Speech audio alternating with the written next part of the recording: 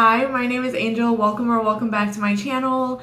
50% of what I read is horror, but I don't think that I'm as well versed in horror subgenres as I like to think I am. I know some subgenres, I know some elements in certain subgenres, but not enough. So I wanted to start this little experiment. This is going to be a series for the entire year where each month I will be reading a different horror subgenre. So to kick things off, we are starting with cosmic horror, as you could tell by the title.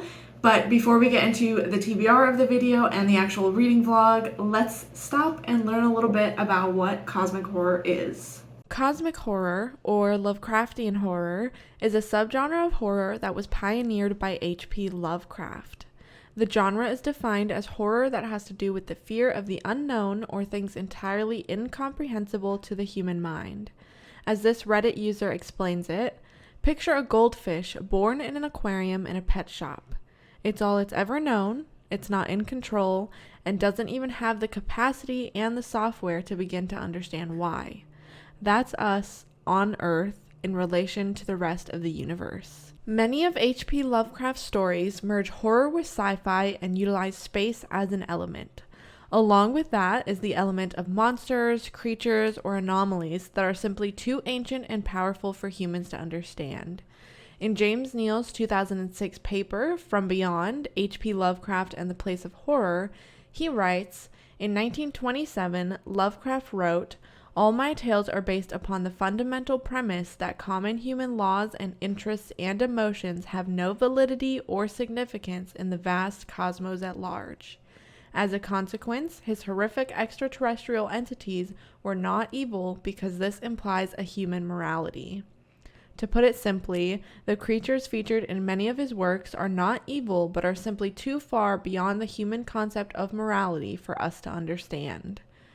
Another prominent theme within cosmic horror is people being driven to madness when faced with what they cannot understand or faced with gaining access to some sort of forbidden knowledge. All in all, cosmic horror, or Lovecraftian horror, plays on the idea that humans are entirely insignificant within the universe. It is best said in terms of H.P. Lovecraft's philosophy called cosmicism, which states, "There is no recognizable divine presence such as a god in the universe, and that humans are particularly insignificant in the larger scheme of intergalactic existence." So, hopefully we've learned a little bit about what the genre is. Now we're going to talk about the books I'll be reading in this video. Obviously, H.P. Lovecraft pioneered the subgenre, so we have to read H.P. Lovecraft. I will be reading The Call of Cthulhu, as well as At the Mountains of Madness. I also wanted to pick from authors that I've loved before and books that have been on my TBR. So we have The Forgotten Island by David Sodergren, which is off of my physical TBR and once again is an author that I love. And then I'm also reading The Backbone of the World by Stephen Graham Jones, which is a short story in an Amazon Originals collection. So I'm very excited for that one. Another book that's been on my TBR for a very, very long time is Head Like a Hole by Andrew Van Wey. I have zero clue about the plot. I love the cover and it popped up as cosmic horror, so we're giving that one a try and I'm really, really excited. And then I will also be reading a short story collection called Shadows of Carcosa. This has various stories from a lot of different authors. We do have some Lovecraft in there, also Edgar Allan Poe, and I think this will just be a good way to get introduced to some more elements of the subgenre by reading short stories of the genre. So that's everything that I'll be reading in this video. So without further ado, let's just go ahead and get started. So it is officially time to kick off this video. The first book I'm going to read, really, I feel like I need to start with this. Of course, we're going to start with The Call of Cthulhu by H.P. Lovecraft. It is only fitting that we read from the author who pioneered this genre as our first book, especially because this one is the most popular. It is a short story. I think it's around 40 pages, so I think it'll be a good little introduction to H.P. Lovecraft and just the genre in general. So my library had this edition, which is The Call of Cthulhu and Other Stories. For this video, I will just be focusing on that one story, but if I have time, I kind of do want to just read like the whole rest of it because I do have it checked out from the library. So here we are. right here.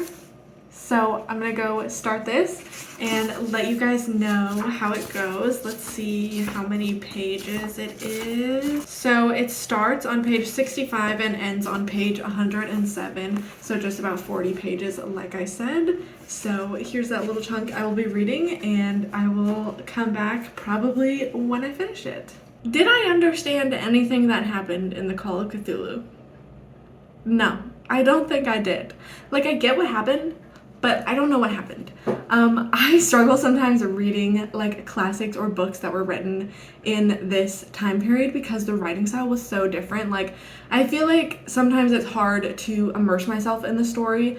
Like, I definitely know I'm reading a book when I'm reading things that were written in this time period because of the way that they're written, if that makes sense. So yes, I understood what happened, but no, I did not entirely grasp everything. I don't think I'm gonna give this a rating or really like a formal review because I don't really know what I would say about it. We basically have this character who has gotten his grand uncle's manuscript, and his grand uncle died in like a mysterious way, and the manuscript is set into 3 parts. So the first part is about this guy Wilcox, who is having like these strange dreams, and there's a lot of strange phenomena and occurrences happening all around the same time, but in various places. Then part 2 kind of goes into this cult of Cthulhu who worships this, what do they call it? Old One, I think is what they say. So this paragraph here kind of explains it really well. So it says, they worshipped, so they said, the great old ones who lived ages before there were any men and who came to the young world out of the sky. Those old ones were gone now, inside the earth and under the sea, but their dead bodies had told their secrets and dreams to the first men who formed a cult which had never died. This was that cult, and the prisoners said it had always existed and always would exist, hidden in distant wastes and dark places all over the world until the time when the great priest Cthulhu from his dark house in the mighty city of, however you pronounce that, under the waters, should rise and bring the earth again beneath his sway. Someday he would call when the stars were ready, and the secret cult would always be waiting to liberate him. So I feel like that really explained like the whole cult thing really well to me. And I thought it was really interesting, like a lot of the discussion about humans worshiping these non-human creatures I thought was interesting. This edition as well is edited and like annotated by this guy Leslie Klinger. So there are, like, as you can see, a lot of freaking footnotes. I did not read all of them, but I thought this one was interesting, talking about H.P. Lovecraft discussing the pronunciation of Cthulhu. So it says, the word is supposed to represent a fumbling human attempt to catch the phonetics of an absolutely non-human word. The name of the hellish entity was invented by beings whose vocal cords were not like man's, hence it has no relation to the human speech equipment. The syllables were determined by a physiological equipment wholly unlike ours, hence could never be uttered perfectly by human throats. So I think that's really, really interesting, and I feel like it really brings in like the real elements of the genre that I know came up in the research, where it was like the idea that these creatures are so far from human that humans will never fully understand them, even how to pronounce what they are called. Like, we just hear this string of sounds and we have to make up whatever we can out of that string of sounds, even though it's not really, like, we can't really replicate it. I think that is really, really interesting, and I did appreciate that footnote being there. And then we go into part 3 of the manuscript, where there is this like sole survivor of this thing. He was like on a ship with a bunch of people, or a boat with a bunch of people, and they come across Cthulhu, and he pretty much kills all the other men. And this guy is left, and he tells his story. So that was interesting, because then it really brings in like that deep monster aspect of it, and the destruction of Cthulhu, and the description of what he looks like, I think is really, really interesting. It definitely helps to look at pictures, but I can see where the artists get their rendering. I don't know. No. Where, I don't know what the hell I'm saying right now. But like I get, like the description is descriptive. We're gonna leave it at that because I don't know what I'm trying to say right now. I definitely finished this and I went, I'm confused. This is like one of those things where it's like, once again, I think it's just the way that things were written during this time and just classics in general. Sometimes you can read them and be like, wow, I feel really dumb because I don't know what's going on. So yes, I got the general gist of it. I understand. I can definitely see a lot of the elements of cosmic horror, Lovecraftian horror, whatever you want to call it, and how those elements are really brought to life within the writing. I don't know if I will read any other stories from this collection, but I'm actually going to start At the Mountains of Madness, I think is what it's called, which is the other H.P. Lovecraft book that I'm going to be reading for this video. I got the audiobook through my library and I think I'm going to start that today because I want to go for a little walk, so I think it'd be nice to have the audiobook playing, and I think maybe if somebody is reading it to me, I will be able to immerse myself more in the story and not get so caught up in the writing of it. That was a good little kickoff, so I'm gonna start the next one eventually and then I'll let you guys know my thoughts on it. Okay, I am back from my walk. I went down to the library and picked up My Hold on Bride by Ali Hazelwood, but I listened to the audiobook the whole time. It was like an hour or so of walking and I got 50% of the way through, and it's kind of the same thing where I'm like, I'm not entirely sure what is going on, but like I understand what's going on, but like I also don't understand what's going on. We have the main character that we're following that is telling us all this stuff, and he has gone with like a group of people to, I think, the Antarctic Circle, and they are in these like Arctic mountains and they're like snow covered in ice, and they're making all these discoveries and basically have found like this ancient alien civilization and this like cave system within the mountains. So it's very interesting in that sense, but once again, I'm not entirely grasping everything. Like the audiobook did not help me get more immersed, so I think maybe I will switch over to the ebook now that I'm home and see if I can get into it that way. But I'm hoping the later half of it picks up because we have gotten some descriptions of like bodies, dead bodies, and bodies being ripped apart and things like that, and I want more of that. But it kind of feels like he's just describing like the wilderness and the landscape of it all, but it's like over and over and over again. Like, we get it.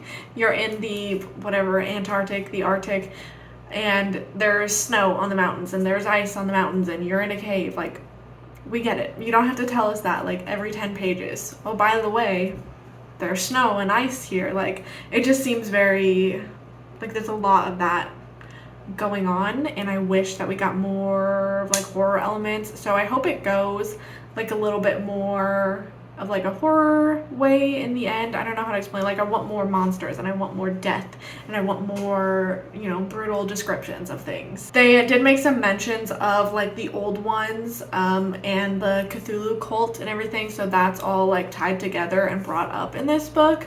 But that is where I am so far. I really hope the second half goes up for me, but I'm gonna switch over to the ebook, I think, and try that and see how it goes. Maybe I'll switch back to audio, I don't know, but I'll let you guys know when I finish it. This is not really an update, but I just decided to get it on my Kindle and read here, and it took me, first of all, it took me forever to find where my spot is, and then I get there and it says I'm only 35% of the way through, even though the audiobook says 50%. So like, what is the truth? You know? So this vlog actually is done, officially over. I'm done reading for this vlog, but I just realized that I never did a final update for At the Mountains of Madness by H.P. Lovecraft. I finished it on audio. I tried to switch over to the ebook, ended up reading like one chapter on the ebook, and first of all, it took me forever to find my place. I know I already said that in that little clip, but I realized after it was because the ebook was the definitive edition or something, but it had like an extra essay at the end that wasn't actually a part of the story, so that's why I was 50% through the audiobook but only 35% through the ebook, in case any of you guys were curious, because I was very confused for a minute. Anyways, I finally found my spot. I read that one chapter and I was just really confused the whole time because it seemed like the exact same thing that I had already listened to on audiobook.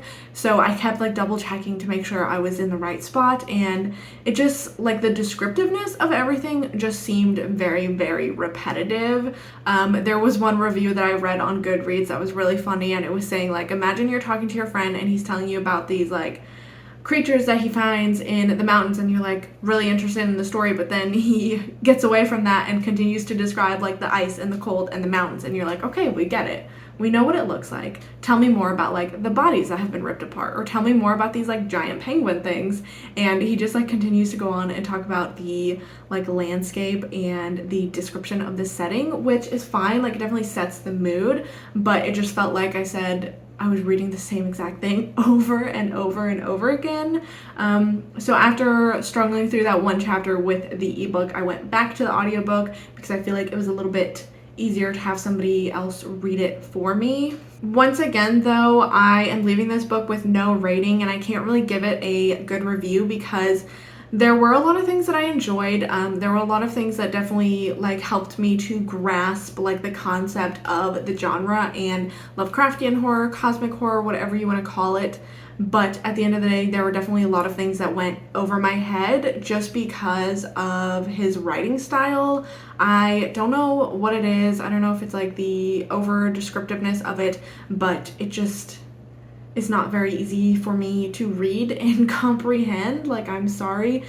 I don't want to sound like really dumb right now, but like that's just how I felt, which is unfortunate because H.P. Lovecraft is someone, obviously, like being an avid reader of horror, like you know who H.P. Lovecraft is. Even though I had never read from him before this video, I still knew of him and knew that he's a very respected and very well-known figure, especially in the horror community.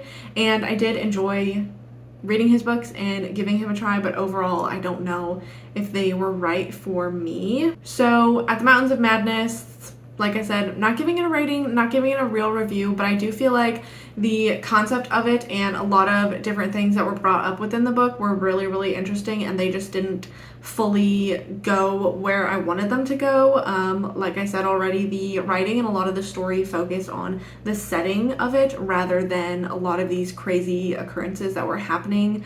And I just wish it went a little bit deeper into the horror and had more descriptions of all of the crazy shenanigans that happened. There was another Goodreads review that I read and I fully agree with, and it was something like somebody took the most interesting concept for a story and told it in the most boring way possible. And that might be a little bit of an exaggeration, but I do, for the most part, agree with that. I share those feelings, and it's very sad because I was really hoping that I could love this one. So it's now the next day, and I have started The Forgotten Island by David Sodergren. I am on chapter 14, which is page 114.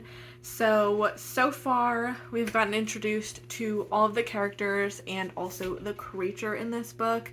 The main characters are these two sisters. They are on this vacation in Thailand together. One of the sisters is also there with her boyfriend, and the other sister has met a guy on this vacation, and they have also encountered a few other people. They decided to go to this party, and they got really drunk and really messed up and thought it would be a good idea to swim out to this boat in the ocean, but then they picked up the anchor of the boat, so now they have drifted to this random desert island.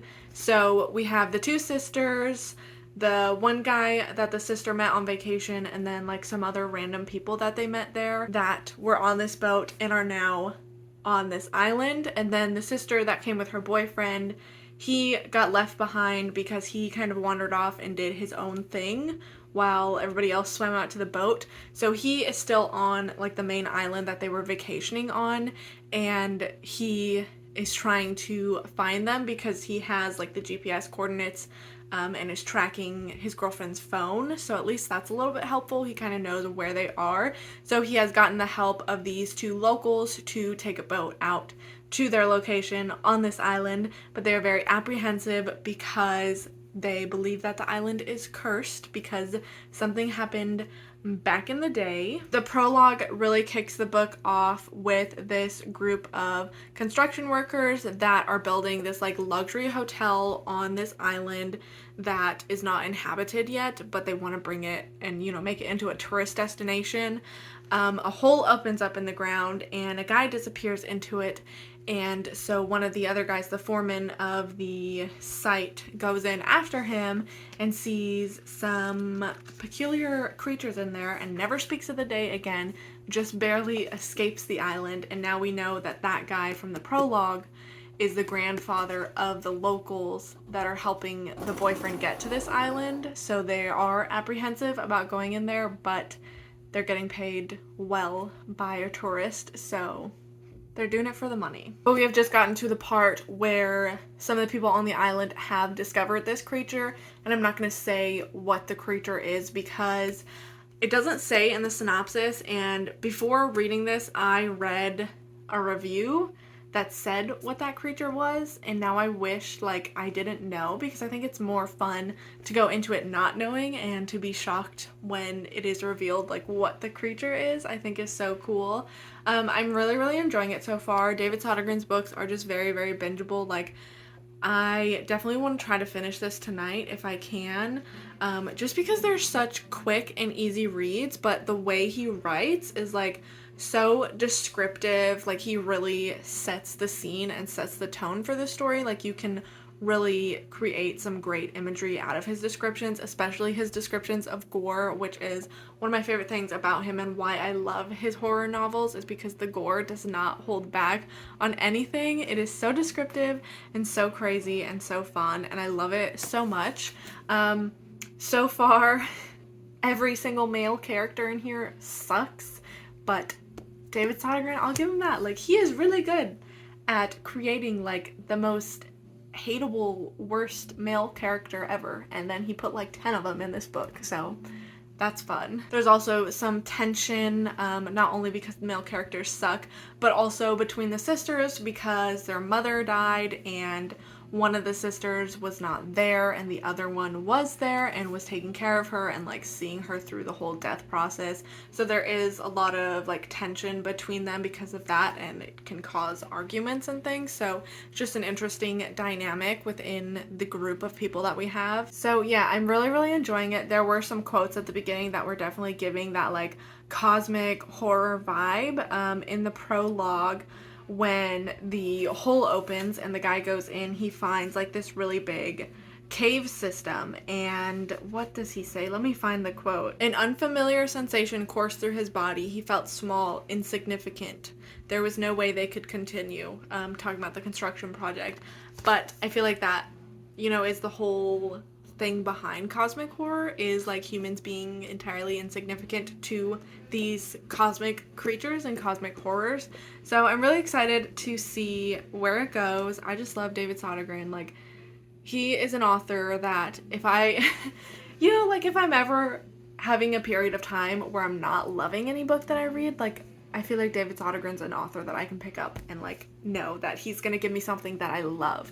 So I'm gonna try to finish it tonight, just because I'm super into it, and I'll let you guys know how it goes.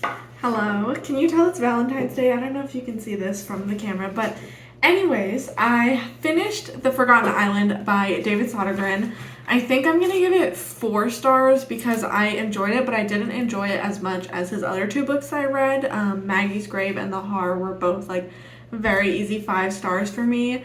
This one was fun, and it still had those elements that I feel like really makes like a David Sodergren book, like the descriptiveness of everything, the gore, and just like the crazy stuff that happens within his books. Like, there's no way that you can ever prepare yourself for the events that will happen in a David Sodergren book, because they're just crazy. They're a little bit out of line, but like in the best way possible. I also really enjoyed the ending of this. I kind of figured it was gonna go the way that it went, and then I was hoping that it wouldn't go that way, but it went that way anyways, which, like I said, I kind of figured it was gonna go that way, and I did really enjoy it.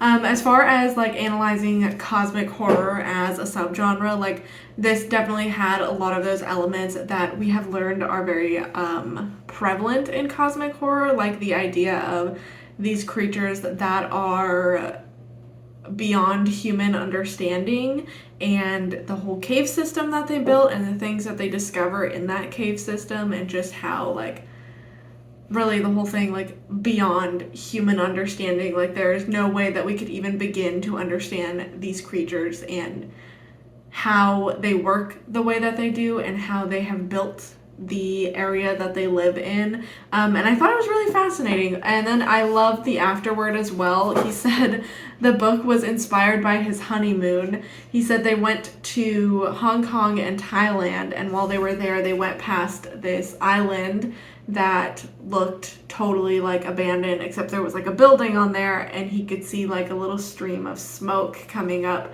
So he kind of was a little bit inspired by that, which I think is really, really fun. He also puts in the afterword a bunch of movie soundtracks. So things like Cannibal Holocaust or Firestarter, Erotic Nights of the Living Dead, which I think is fun as well, because I feel like you can read through those movie titles and really get where a lot of his inspiration comes from. But I did really, really enjoy this. Would still recommend, still absolutely love David Sodergren. Just this didn't measure up to the other ones for me, but I still really, really enjoyed it. I was reading it in the break room at work, and there were some truly nasty, disgusting descriptions of things happening, and I was just like, I can't even visibly react right now because I'm around other people and they might think I'm a weirdo. But the body horror, the gore, the creatures, just everything. It was fantastic. And then I also read the first story in the Shadows of Carcosa anthology, so I took little notes on it. But it was by Edgar Allan Poe. It was called MS Found in a Bottle, and this is basically about this guy who is on the ship, like he's like a crewman, a seaman. He's like a part of this crew on this ship, and then they come across like a much larger ship that is like kind of crazy how big it is, and he ends up on there, and there are very strange, peculiar people. I'm not going to worry about spoilers when I'm talking about the anthology because all of these stories were written a long time ago. This one was published in 1831, and it's like a 10-page story, so I feel like it's really hard to be like, I can't give any spoilers, you know, like we're gonna talk full spoilers for the anthology. Anyways, there's like these strange people on the ship, and he ends up with them, and then the story basically ends with the ship like getting thrown into a whirlpool and just going down, and everybody's screaming, and I think the last words in the story were, "Oh God," and I really, really surprisingly enjoyed it, and it kind of makes me think a little bit more about how I struggled with some of H.P. Lovecraft's book, because I'm saying, like, I know it's hard, you know, there is still that distinct writing style from that time period, but I have read books before that were older that I really enjoyed, and this one as well, I really, really enjoyed. I didn't find it hard to understand at all, so maybe it's just H.P. Lovecraft, like specifically his writing. I have a little bit of a hard time understanding some things, but as far as the first story in that collection, I really, really enjoyed it. The next one is by Bram Stoker, so I'm very excited to read that one. I'll let you guys know when I have another update. So next I'm going to start the Stephen Graham Jones short story. I think it's called The Backbone of the World. I think it's like 50 or something pages. I'm going to go use the treadmill for a little bit, and I'm going to try to read that whole thing while I'm on the treadmill. Hi, I'm back from the treadmill. I've taken a shower. I am the epitome of fashion, and now I am ready to talk to you guys about The Backbone of the World by Stephen Graham Jones. Obviously, with it being a short story, I think it's around like 50 pages or so, it's kind of hard to give like a synopsis, but we basically have this woman who is living alone on a reservation. She has this trailer on her property that she decides she wants to rent out, so she finds a woman to rent the trailer, and then she is also having trouble on her property because of these prairie dogs that have appeared, and she wants to get rid of them because they keep digging like prairie dog holes, and then her horses on the property keep falling into the holes and like injuring themselves and like hurting their legs.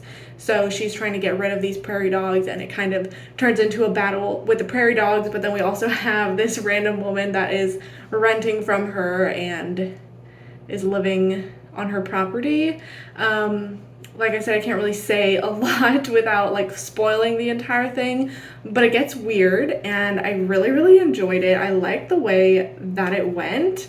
It definitely had like those cosmic undertones that we've discussed, where it's like this creature or this being that is beyond human comprehension. Like, we can't really understand what they are, but we know that they are. And then there's also, like, this is a part of an Amazon Originals that I think has to do with nature. Like, all of the stories in this collection have to do with, like, horror around nature or nature taking back things or something. I don't know. But we obviously have that element. And then I feel like it's just true, like, Stephen Graham Jones fashion to incorporate nature and animals into a lot of his stories. So it definitely has that feel, the Stephen Graham Jones feel to it. And overall, I really enjoyed it. I think if I were to give it a rating, I'd probably give it like a 4-star. Sometimes it's hard to rate short stories, but this is a short story that I feel like it could be fleshed out into a full-length novel, and I would still read it and probably really enjoy it. So I feel like that's a good sign. I just like when things get weird, and this definitely got weird. There was at no point where I could predict where the story was going, which was fun. And overall, I would recommend it. I think I might check out more from the collection, but this is the one that popped up when I was looking specifically for cosmic horror recommendations. So I can definitely see, like I said, those undertones. Like, it's definitely, I feel like I'm learning a lot, and I think like some things I feel like I've been looking out for when reading these books is whether or not there is that feeling of like humans are insignificant. This is something that humans cannot understand. This is a creature or a system of creatures that operates on its own, like, being, on its own plan, does not care about humans or the earth or anything like that. And that has been very prevalent in everything that I've read so far. Hello. I am now about 45% of the way through Head Like a Hole, and I should have stopped and updated you guys earlier, but I was just really enjoying the book. I just wanted to keep reading it, so that's why I didn't update you before I got like halfway through. So the book starts off with this podcaster going to visit this woman. He is like looking into this case that happened a long time ago with this girl, and now he has tracked down one of this girl's friends from high school, and he's going to interview her and like give her a chance to tell her side of the story.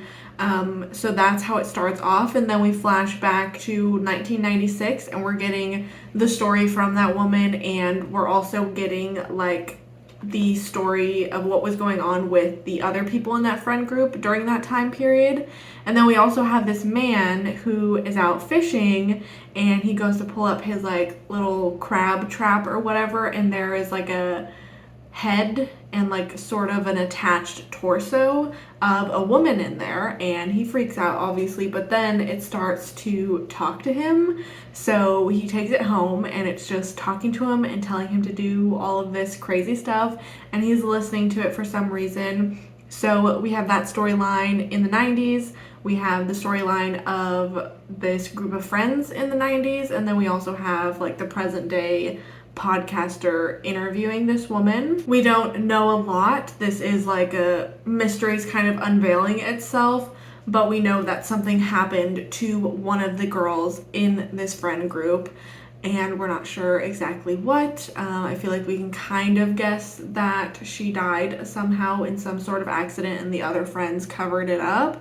It's giving like I Know What You Did Last Summer type of vibes, but that is like an element of horror that I really enjoy, is when we have like a old mystery, mysterious death or whatever, and people covering it up. Like, I eat that up. I really love it.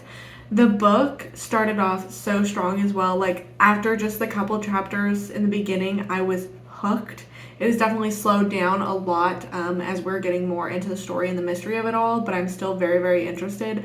But also, like, I am really, really enjoying the writing, specifically like the descriptiveness of it all, especially at the beginning when the man on his boat first finds like this woman body thing. I don't know what to call it, but he finds it and he pulls it up, and the descriptions that I was reading were literally like making me want to gag. Like, it was that good. So I think just writing alone, I'll definitely read more from this author. But the story I'm also very, very interested in, and I'm really curious to see where it goes. There's a lot of weird things happening. I don't want to give too much away. I don't even know, because I've never read the synopsis of this book. Honestly, I just saw the cover and was like, I want to read that, and have had it on my radar for a very long time. So I'm glad it came up for this video.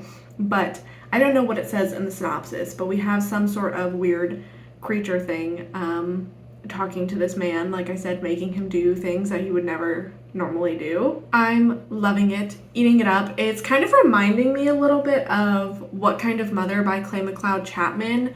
Not so much like story-wise, but just like the vibe of it all, like pulling this weird thing up from the water, and it's like not human and it's like dead, but it's like also not dead. It just gives me the vibe of that book.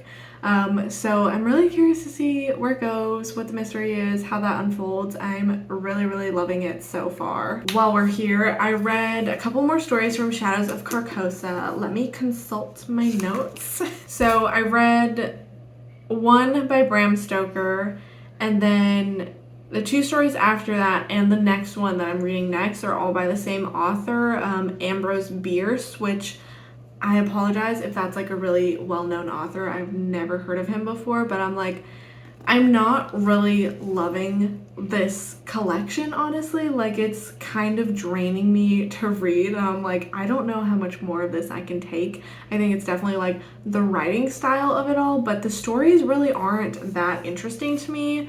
So the Bram Stoker one was called The Squaw, and it was about this guy that like traveled somewhere to Nuremberg, which I guess is in Germany, and there's this guy there, this like really, I don't know the word, but he's like a popular guy, and they're looking over the balcony at this building, and there's like a cat laying down there with his kitten, and he's like, oh look, I'll get the cat's attention, and he takes a rock and he drops it and it lands on the kitten's head. So then the rest of the story is about like the mama cat going crazy and like coming for revenge after him, which good for her, but also like page 3 and there's a dead kitten. I was not expecting that, and I'm a little bit upset. The next one was called Moxon's, I don't know, Moxon, Moxon's Master by Ambrose Bierce. This was really just like some guy talking about philosophy for a really long time. The beginning was very, very interesting. He was talking about like machines and the definition of a machine, and how by definition man could be considered a machine. I thought that was really interesting. There were a lot of like philosophical things that were interesting, but then it just kind of like kept going, and I quickly lost interest in it. So I don't know what that was about. Kind of boring was my note that I put here. And then the next one, also by that same author, was The Damned Thing, which is about this murder trial taking place. This guy and his friend were out hunting in the woods, and his friend died, and now they are looking into the death, obviously, and he's on trial and he's telling his side of the story, and he blames it on the damned thing in the woods. So basically it was like this entity that like you couldn't see, but like it was there, and it was just kind of like wind, but it was like evil wind. Evil wind, I don't know how to explain it, but it like ended up causing the death of this guy. I thought it was really, really interesting. There was a quote, like the way that it ended, I really, really enjoyed. So let me go see if I can find it. Okay, so the last paragraph is talking about how, you know, the human eye can only see so many colors, or like has so many rods for like perceiving different colors. And he says, I am not mad. There are colors that we cannot see. And God help me, the damned thing is of such a color. And I thought that was like just an interesting way to end the story. I thought that one was really, really interesting. The next one is also by Ambrose Bierce. It's called An Inhabitant of Carcosa, which I had never heard the term Carcosa before picking this anthology up, but I guess it was like this old, I think it was like a sci-fi novel that took place in this made-up city called Carcosa, and then a lot of authors, including H.P. Lovecraft, have gone on to use that as a setting in some of their stories and their books, which I think is really, really interesting to give some background on the title because I had no idea what it meant either. But the anthology is a mix. There have been 2 stories that I've enjoyed so far, and I think that leaves 3 stories that I've been kind of meh about. But I'm gonna keep reading that and hopefully it goes up. I am really, really into Head Like a Hole though, so I think I'm going to focus on that for the rest of the night, and I will let you guys know my final thoughts. I don't know if I'll come back before I finish it, but either way, I will be back. I'm almost done with Head Like a Hole now. I don't have a lot to say except I'm really, really loving this book. Like, it's so good. It's very echoey in here, but I'm on the treadmill and I'm gonna finish this book while I do my little treadmill thing. So I'll let you guys know when I'm done with it, but I'm really, really loving it. Like, it's literally like so good. We have finished Head Like a Hole, and I'm very happy to say that I will be giving this 5 stars, and I will definitely be reading more from this author hopefully soon because this was absolutely fantastic. Like I said, the writing itself was so good. The descriptions of everything was just like on point. The gore, the body horror, the cosmic horror, the storytelling of it all was just absolutely fantastic. Like, every single element that went into crafting this story and making this book was perfect and done so, so well. The concept of the book as well, I feel like, was just so fascinating. Like, such a cool concept, and it sucks that I can't talk about it without like giving away the whole story. There's definitely a lot that I want to say that I can't say because it would be spoilers. But I went into this book completely blind. I think maybe I had read the synopsis a couple of years ago, but since then had never read the synopsis again. So it was completely lost in my mind when I went into this book for the first time. And I think that that is definitely the way to do it. I think this is definitely a book where the less you know, the better, because it makes the experience so much more fun, and the weirdness of it all and the way that things unfold, and when you get the explanation for what has happened and what is happening, I think it was just so cool. I know it sounds like a little cheesy to say that, like, this book was so cool, but like, genuinely, like, it was. Like, I really, really loved it. Once again, the cover is gorgeous. The end was absolutely fantastic. And like I said, I wish I could just go like full spoilers and talk about everything with you guys because I'm like so stoked about it, and the ending was just like so good. But obviously that would give away the entire story, so we won't go there, but highly, highly recommend this book. Like, just know that. So I'm looking at my highlights, and there is so much that I want to share with you guys, but they do include spoilers, so I can't say that. I will say there was one point where they made a reference, because, you know, in the last clip where I talked about this, and I was like, it's giving very much, I know what you did last summer. So in the book, they make that reference, and they say, I know what you did last decade, as a joke, and I just thought that was really funny, but the writing was just fantastic. That was that. So the last thing I have now is to finish Shadows of Carcosa. I have not read any more in that since I last updated you guys. My plan was to read like a couple of stories or whatever every day while I was reading other things, but clearly that got away from me. So I think I'm only like 14% of the way through that right now. I'm on page 48 of 315. So, hi. Unfortunately, I have decided to call it quits on the short story collection. I have tried many a times to just power through and keep reading and DNF the stories that I don't like, but keep reading and try to finish it and try to find more stories that I did enjoy. And it just was not working. It was one that I did not want to pick up. I was not having a good time while I was reading it, and I would rather just put it down and move on with my life and finish this video. So that is that. But I feel like it's okay because the whole point of this video was to explore the genre of cosmic horror, learn a little bit more about the subgenre, and I feel like I have done that. I don't think I necessarily have to sit here and read every single short story in here in order to accomplish the goal of the video, because I feel like the goal of the video has already been accomplished. Still think the cover is absolutely gorgeous though. I'll pop up the color version because obviously it's black and white in here, but I think it's a gorgeous cover.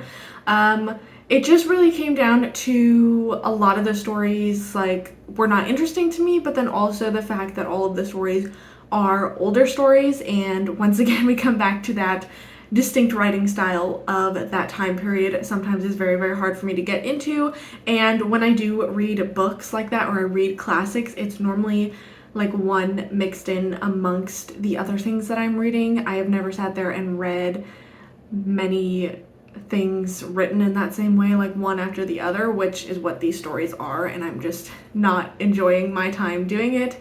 I don't have anything, like I don't have any issues with the collection or the stories themselves. It's just not for me. If it's something that sounds interesting to you, I would definitely recommend it. Like, go check it out if it sounds like something you'll enjoy, but it was not for me. So with that, we have reached the end of the vlog though, so we can do a little bit of a recap. I have read from H.P. Lovecraft for the first time, the pioneer of the genre. Still not entirely sure how I feel about his writing, like his writing style, but I definitely feel like it was worth it to give those stories a try, and I definitely don't regret picking it up. Like, definitely because they are so classic, like the Call of Cthulhu, like I feel like I am happy that I read those, even though they weren't entirely for me. I have found a new author that I really, really enjoy and will definitely be reading from in the future, Andrew Van Wey. Really, really looking forward to reading more things from him. And overall, I feel like I did accomplish the goal, like I said, of learning a little bit more about cosmic horror and what cosmic horror is and the specific elements that are related with the genre. So looking back, I feel like I have learned a lot, and going into the future, I will be able to pick up on things that maybe go into the realm of cosmic horror a little bit more. Once again, focusing on the idea of humans being insignificant in the vast realm of the world and the universe, and just the idea that there are things out there that exist that we may never fully comprehend. Also, cosmic horror has a lot to do with creatures a lot of the time, but also can bring in a lot of nature elements, and just that vast openness of the universe. Overall, I think this video was a success, and I'm really, really happy that I got to read some books that were on my TBR for a long time and just discover some new things. And I'm really, really excited to continue this series. If you've made it this far, you've watched the entire video, I will let you guys know, little bit of a hint, not even a hint, like full spoiler, what the next episode will be focusing on, and that subgenre is body horror. So very, very excited for that. I hope you guys enjoyed this. I hope you guys stay tuned for the rest of the series, and I hope we all can learn a little bit from my adventures discovering horror subgenres. Thank you guys so much for watching, and hopefully I will see you next time.